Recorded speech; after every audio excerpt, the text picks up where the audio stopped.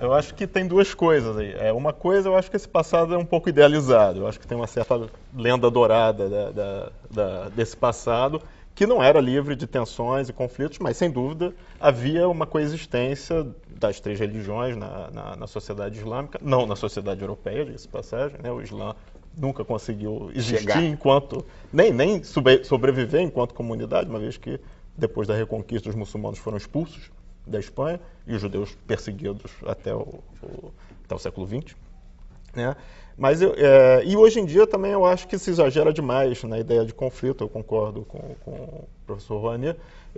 Nenhuma dessas sociedades é homogênea, né? E você tem diferenças importantes internas, ou seja, você tem países que são muçulmanos, como a Turquia ou como a Síria, em que você tem comunidades cristãs que existem, que coexistem, que vivem lá, e da mesma maneira você tem comunidades muçulmanas que existem nos países ocidentais, inclusive o Brasil, sem maiores questões.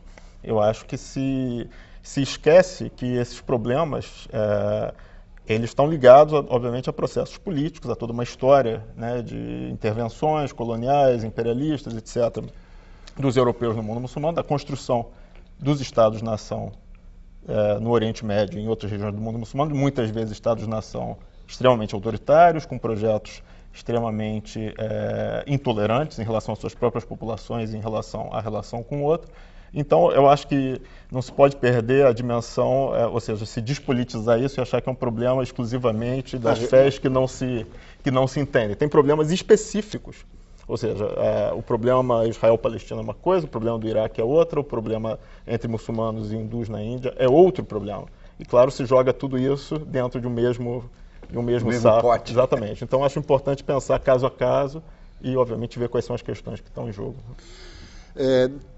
David Fleischer é cientista político, professor emérito da Universidade de Brasília, onde trabalha há 38 anos, professor visitante da Universidade George Washington e na Universidade Estadual de Nova York.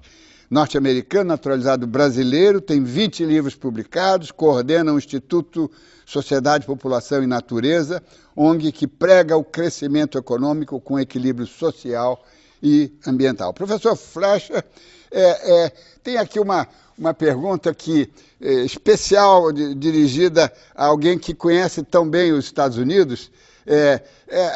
A grandeza americana começou quando a colônia inglesa se abriu aos perseguidos por várias religiões, as guerras religiosas no século XVII na Inglaterra, sobretudo, os conflitos, e os Estados Unidos recebeu todas as facções de braços abertos. Isso está um pouquinho esquecido ou isso ainda consegue galvanizar os americanos? É um pouco esquecido, sim, porque no século XVII, XVIII, XIX, os Estados Unidos receberam muitos imigrantes de várias seitas religiosas, muitos dos quais perseguidos na Europa. E a liberdade de religião e liberdade de práticas e crenças foi uma pedra fundamental para os Estados Unidos. Isto mudou um pouco recentemente, agora no final do século XX, agora no século XXI, com um pouco de perseguição contra imigrantes, principalmente latinos, mas outros grupos, os segmentos de imigrantes. E principalmente nós observamos no final do século XX a tomada de assalto do Partido Republicano por radicais evangélicos. Então, em qualquer país, quando um partido é tomado por um grupo de religião, misturando religião e partido e política, é muito ruim para o país. Por exemplo, na Algéria, em 92, o Partido Islâmico ganhou as eleições.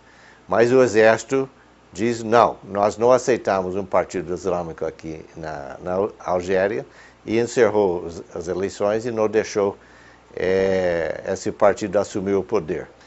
Foi mencionado aí que na Espanha os muçulmanos foram expulsos.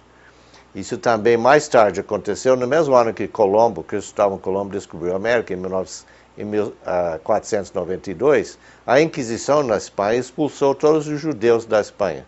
E esses judeus andaram pelo Mediterrâneo procurando um porto seguro para serem acolhidos, E, paradoxalmente, quem acolheu esses judeus no final do século XV foi justamente o sultão otomano, em Istambul, que era antigamente Constantinopla, e ele abriu os braços e recebeu esses judeus fugidos da Espanha, mostrando que havia uma certa possibilidade de harmonia entre essas civilizações. Marco Margolis é correspondente do Newsweek há 27 anos, radicado no Brasil. Colaborou com as publicações do Washington Post, Los Angeles Times e The Economist. Escreveu O Último Novo Mundo, A Conquista da Fronteira Amazônica. Em 2003 recebeu o Prêmio Maria Muscabat, da Universidade de Colômbia, para jornalistas dedicados à cobertura da América Latina.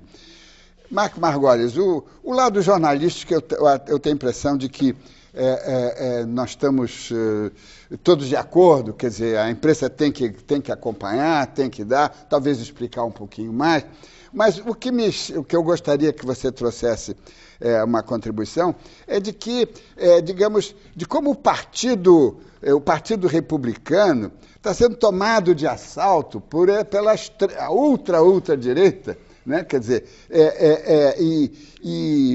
e todo o secularismo do Estado americano hoje está sendo ameaçado justamente por aqueles que querem preservar a democracia contra o socialismo, não é? Como é que você vê, rapidamente, porque o nosso primeiro bloco fecha daqui a pouco. O Dines, acho que você tocou num ponto super importante, que é o pano de fundo de tudo isso é a eleição americana, que está se esquentando de uma forma visível, temperatura alta. E é importante lembrar que os fanáticos têm de todos os lados, mas o que acolheu um pouco o fanatismo e deu destaque um pouco a esse assunto do centro islâmico, como que chama? Ponto Zero? Em Nova York. Em Nova York, foi o movimento Tea Party, que são as pessoas da ultradireita americana. Eu tenho um pouco de receio em dizer que eles estão tomando de assalto o Partido Republicano. Eles são uma tendência muito forte, mas o importante é lembrar que eles nasceram como uma crítica ao Partido Republicano, sobretudo que é visto como mais do mesmo, um pouco fazendo o jogo um pouco demais com os democratas. Então é uma tentativa, alguns dizem quase um terceiro partido americano, que nunca existiu nos tempos recentes, nascendo. E talvez é importante levar isso em conta, e também o fato de que me ocorre que quão pouco leva para um gesto tão mesquinha, tão pífio, para virar um assunto enorme. Acho que os Estados Unidos descobriu ser o homem-bomba, né?